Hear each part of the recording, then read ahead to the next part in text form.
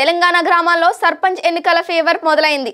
గ్రామాల్లో ఏ నలుగురు ఓ చోట గుమిగూడినా ఎన్నికల గురించే చర్చించుకుంటున్నారు. నోటిఫికేషన్ ఎప్పుడెప్పుడు వస్తుందా అని ఎన్నికల్లో పోటీ చేసే ఆశావాహులు ఎదురు చూస్తున్నారు. సర్పంచ్ గా పోటీ చేయాలనుకుంటున్న వారు గ్రామాల్లోనే మకాం వేసి ఓటర్లను మచ్చిక చేసుకునేందుకు విశ్వ ప్రయత్నాలు చేస్తున్నారు.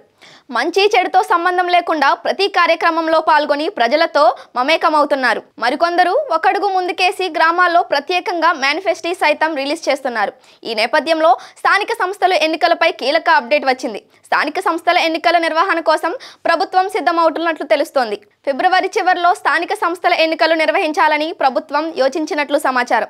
ఈ నెల 26 నుంచి రైతు భరోసా, ఇందిరమ్మ ఇండ్ల పథకం, ఇందిరమ్మ ఆత్మీయ భరోసా, కొత్త రేషన్ కార్డు పథకాలు అమలు చేయనున్నారు.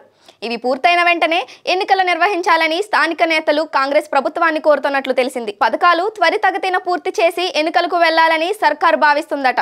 ఫిబ్రవరి చివరిలో ఎన్నికలు నిర్వహించేందుకు సిద్ధమైనట్లు సమాచారం కాగా, రాష్ట్రంలో మొత్తం 540 మండలాల్లోని 12,966 గ్రామాల్లో సర్పంచ్ ఎన్నికలు జరగనున్నాయి. 1,14,620 వార్డులకు రాష్ట్ర ఎన్నికల సంఘం పంచాయతీ ఎన్నికలు నిర్వహించనుంది. వీటి జాబితాను పంచాయతీ రాజ్ శాఖ రాష్ట్ర ఎన్నికల సంఘానికి ఇప్పటికే సమర్పించింది. గత ఎన్నికల్లో 535 మండలాల్లోని 12,732 గ్రామాల్లో మొత్తం 1,13,152 వార్డులకు ఎన్నికలు జరిగాయి.